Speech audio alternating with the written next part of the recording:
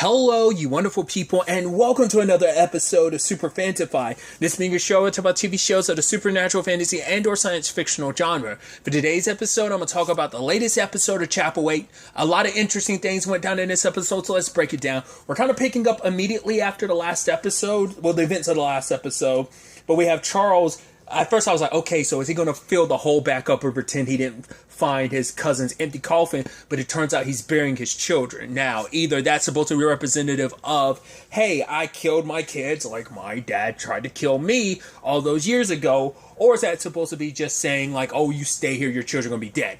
To be fair, those things don't have to be mutually exclusive. They could be connected. They could be one and the same. But he wakes up. And just kind of, he had fallen asleep at the grave, which is creepy as hell.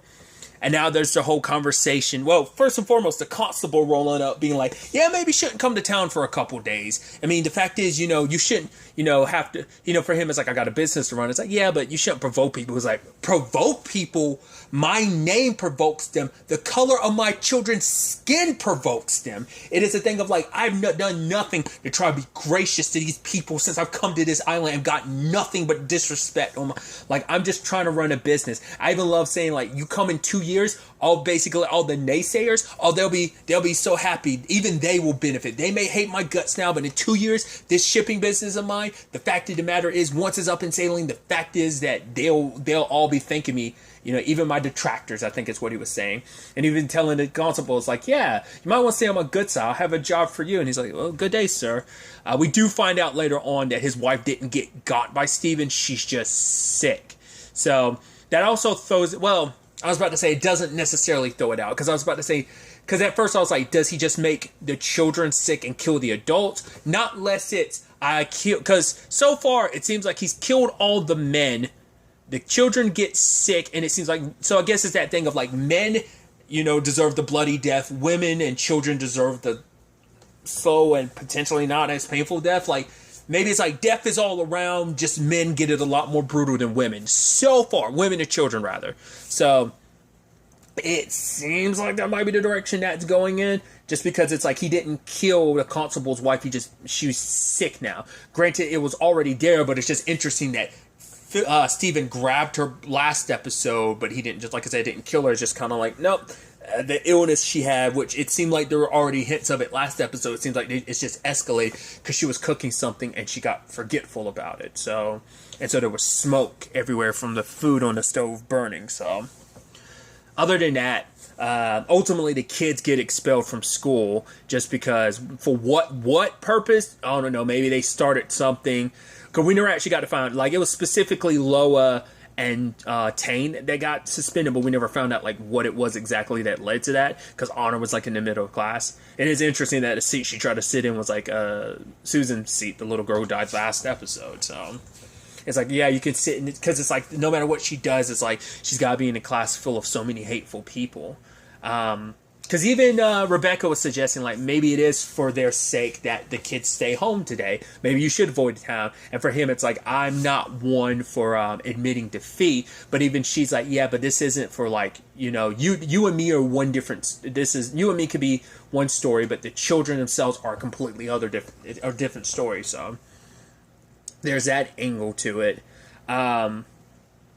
We learned a little bit more about Steven's circumstances. It turns out when he died, first and foremost, the lady that was taking care of the place that took care of Steven, she bold-faced lied. Because now we get inside of the story of Marcella had knives in there, like a pair of scissors in her neck. I'm like, I don't remember you saying that in the first episode. I thought you said she fell down the stairs and she broke her back. They played it at the beginning of the episode again. And her saying, oh, fell down the stairs and broke her back to pieces. You suspiciously left out the scissors in her neck. I was like, okay. And as I figured, Steven was the one who killed her. It's like, because she's the one that found both of their bodies. She found Marcella's first, and then she found Steven's hung down there. So he had killed his daughter and in his grief killed himself.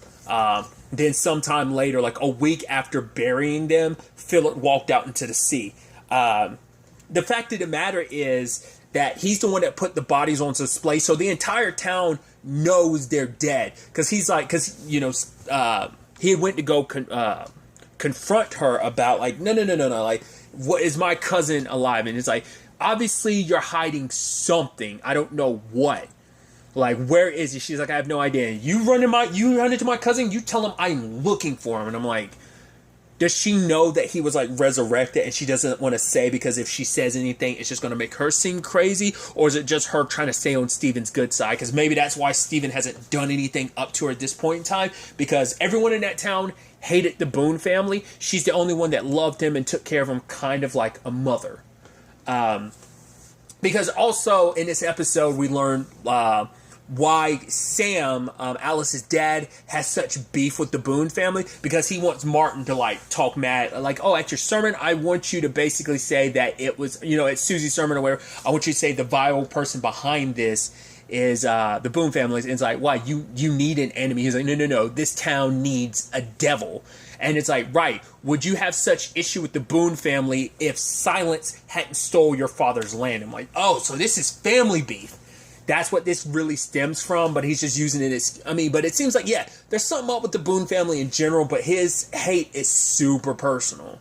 What was interesting, though, is Martin had a letter. I guess it was supposed to be like the sermon he was writing for Susie, and, Sam was like, oh, let me hear it. He's like, you'll hear it when I say it tomorrow. But part of me was like, is that actually a letter from Faith? Because we haven't cut back to that story and like what she's up to. Because she would, like, I was like, did she leave town or something? I feel like we would have heard about that if that were the case, but we haven't at this point. But I was wondering, did she write him a letter saying that she's about to leave or she already left?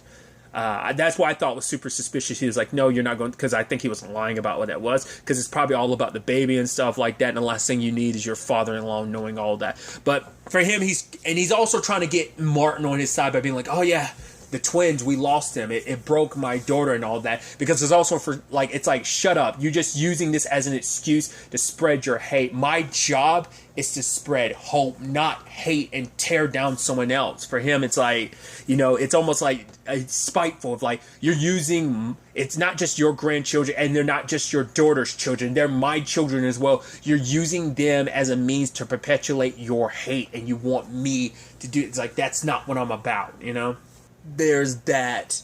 There's also the circumstances of Rebecca did show her mom her dad's letters. It's like, oh, apparently dad was still working for Philip up till 2 years ago. Did you know that? Her mom was like, no. It's like, yeah, in this town the entire time. It's like, yeah, he left us. And it's like, yeah, and his family too. I'm like, her mom's lying about something. She probably knows that, like, he didn't actually go and start some new family.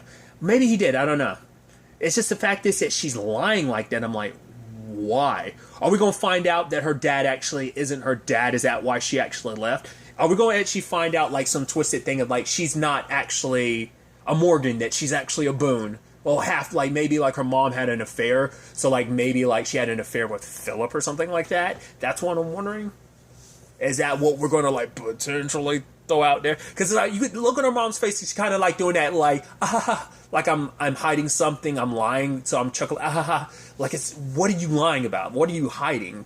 Because I was about to say, like, not unless she had something to do with his death, but it's like, yeah, like, why would he have, like, if he was really dead, like, why would there still be, like, letters corresponding between Philip and her father? So it has to be, like, maybe her dad isn't her dad, and that's the real reason why he left. Because Rebecca said it herself, she skimmed the letters, so maybe that's why her mom was also nervous, because maybe it was something that was brought up during the letter. I'm throwing it out there, but it's just, there's something suspicious. That's my current theory, but it's most likely going to end up being something else. What? We'll have to wait and see, but it definitely feels like Rebecca's mom is hiding something. So we had the attack on the Boone house. Everyone's rolling up in hoods, and I love Charles coming out with the pistol, like, right, next one to throw a rock, eat sled. Put the rocks down. It's like, now take off the hoods, because I want to remember whose faces it to. Gets attacked, turns into a little brawl, but luckily Honor and Rebecca roll out with the shotguns locked and loaded. And then that poor bastard, who's the one that was suggesting in episode 1, was that? I believe, yeah.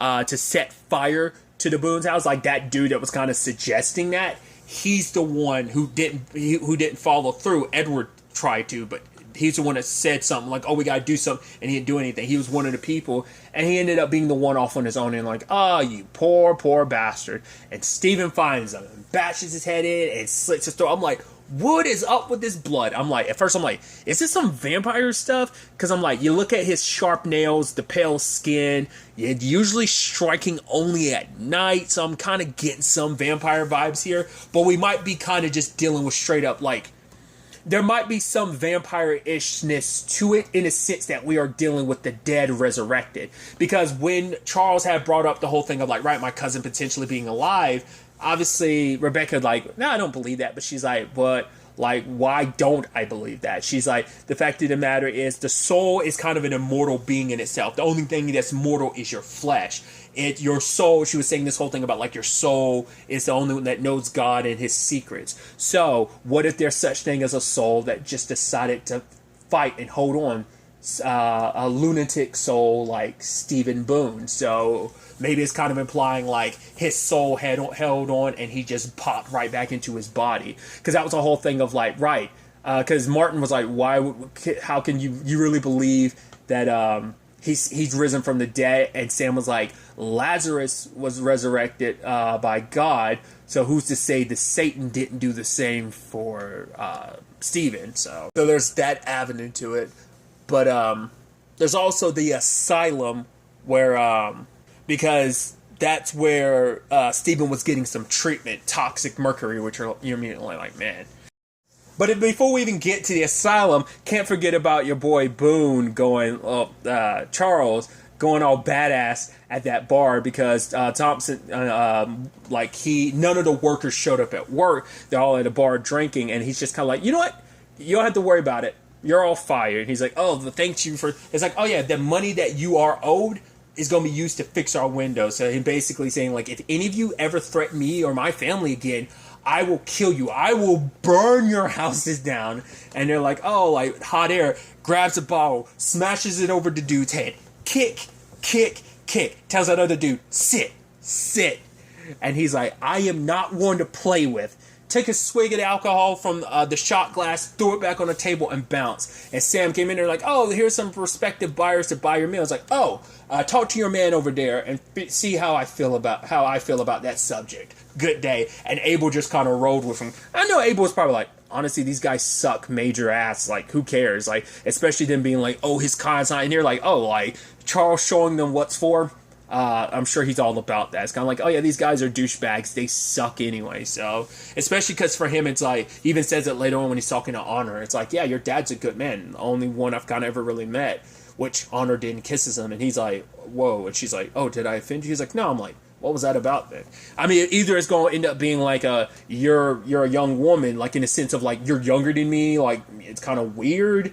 Or maybe he just has his reservations because despite everything, even he has his reservations to the Boone family. Or it could just be like there's already trouble, like for me being who I am. If we get together, it's just going to make double trouble for us. Like us being a different complexion than everyone else in this town, that's just going to lead to more issues.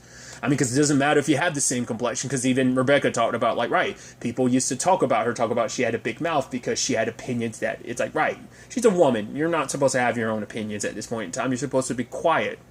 That's the whole point. So she was always seen as a bit of an oddball in the town, too, so that's why she, like, relates so much to the children. Once again, takes away some of the altruism because you're just writing a story based around the Boones and Chapelwaite anyway, so it just doesn't make it seem like you're all that altruistic. But, Charles goes to this asylum and meets with his cousin's doctor, and it turns out it seems like this is a hereditary thing.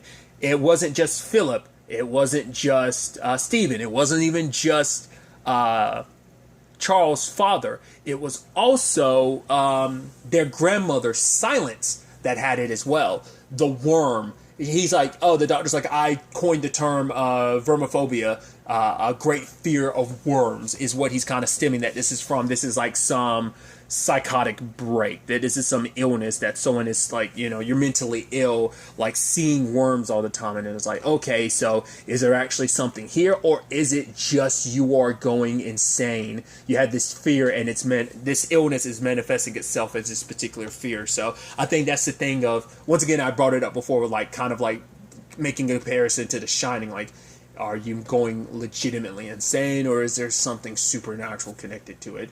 Also, it is that thing of who's to say it can't be both. Kind of almost like another comparison would be like David, aka Legion from, well, Legion. Because it's like, yeah, you've got all of this other stuff going on, but it also doesn't mean, yeah, you might have all this mutant stuff going on, but that doesn't mean you aren't also crazy. So maybe that's the thing of like, yeah, there's all this worm stuff going on, but it's also because you might be crazy. Because Tone ended up, Tane ran into that lady again. I was like, what's your name? She's like, I have no name. I was like, okay, so the woman with no name, she's like, our God doesn't want us to have names, so we renounce it. And it's like, my God is older than your God. And I'm like, oh, and the moment she started mentioning it, I'm like, okay, no arms, no legs, no feet. It's worms, right? So you worship the worm. And it's like, tell your father to find a book. That's the thing of like, right. So you can't be too crazy if there's potentially a cult or something that's all about this. That makes you go like, okay, so there's something to this if there's like a woman and potentially other people involved who are all about some book. Because Stephen was looking for a book and his doctor was like, yeah, like he was looking for some book thinking there was some cure. There is no cure. You can get in an ice bath to reduce the agitation of it, but that's about it. There is no cure. Even saying, hey, Charles, you should stay here. If you're seeing all this, because he's picking up from the conversation, if you're seeing all of this, you need to stay here, because if you don't, it's not just yourself you're putting at danger, but everyone around you. The lady even run up to him and be like, oh, Steven. It's like, that's not Steven, which you're immediately like, well, you didn't, because it's something I thought about before. I brought up like in the first episode, but like he was already in the bath when Stephen was killing Edward. But I was saying like, not less his mania or whatever is manifesting as him personifying himself as Charles, and then personifying himself as Stephen and proceeding to kill everyone. Kind of like maybe like a Jekyll and Mr. Hyde type of situation. Like, what if it's something like that? Both. Maybe it could be like a supernatural version of that where Steven is possessing his body or something. I don't know. I mean, it is interesting. And it also shows, too, that it isn't just the male side of the family. Like, obviously, with Silence having it, obviously later on hearing like, oh, that woman, she had an apple full of worms. It's like, no, there's a good chance there actually were worms in it, because you've seen that lady. Faith's seen that lady. Now Tane's seen that lady. It's the same lady, but it's also like you just saw the worms in the apple. He kind of didn't focus on the thing of like, she said the book is like, right, you literally just learned that Stephen was looking for a book, and now some random lady, but he's probably thinking like, oh, this is all part of his delusion. He might be even thinking like, right, the lady mentioned the worms when I ran into her, so he's probably thinking like, no, that's a delusion, and now he's worried that Tane's suffering the same delusions. But it's not just the males in that family. Because of Silence having it, that means that Honor and Loa are predisposed to it as well. So, as the doctor said, it's hereditary. So, we'll kind of have to wait and see on that front. But I'm like, that's the sad thing of like, I think because he thinks because it's interesting because, what was it? Stephen, we finally get to hear the letter that Stephen had written Charles about, right, there was bad blood between their fathers, and it's like, right, like, to get, like, I believe my father basically swindled your father out of this land, so I'm giving you all this stuff, including Chapelwaite, as kind of a means of mending fences. I'm nearing my end. This is going to be my final resting place, and before I go, I want to make things right with you. I want to kind of mend this broken blood feud kind of between our families, so this is yours. But then it's also like, because also for Charles, it's like, then why, like, if he's still alive, it's like, then why bring me all the way to Chapelwaite? Like, why bring me to Preacher's Corner? Like, why bring me here under these pretenses? For what purpose? I'd also skipped over it, but there's also the thing with Loa. She woke up and found the necklace around her neck, which, that's what kind of, like, I mean, it does seem like Stephen is trying to take care of the family. Like, everyone he's going after typically ends up being people who are a threat, because the constable is the one who made the remark of, oh man, the town was happy when your cousin ended up hanging himself. So maybe that's why it's kind of like, oh, you besmirch our family, then I'm making your wife sick. like everyone that Steven like has beef with the Boone family. That's why I'm also surprised. Like, well, to be fair, like I was about to say, like Sam's family got struck with like the twins dying, but I'm surprised like he hasn't gotten it. But that one dude off on his own. I guess slowly but surely they're gathering blood. I guess because that's what the whole like blood calls blood. So I don't know whether that's supposed to be just like all that blood is necessary for some cult like summoning, devil worshipping like spell that's going to be cast, or whether it's just supposed to be blood calls blood in a sense of family calls family, like as in the bloodline calls to ever members of the bloodline. But it could just be like, not unless the blood has something to do with resurrecting like other family members. Like, side note, is the actor who played Philip, Steven's dad, is that the actor who played OG Death in Supernatural? That's the thing I always go back to. Like, I've seen that actor in so many other things, but like that's the thing I'll always go back to because I feel like that's the first thing I ever saw him in was playing, like I said, OG Death. But what does solidify it in your mind that with all that, like you can definitely tell that Charles is getting to the point that the whole thing with Tane coming back and Mr. Fletcher said like, I couldn't find any rats. He's like, no, I believe you.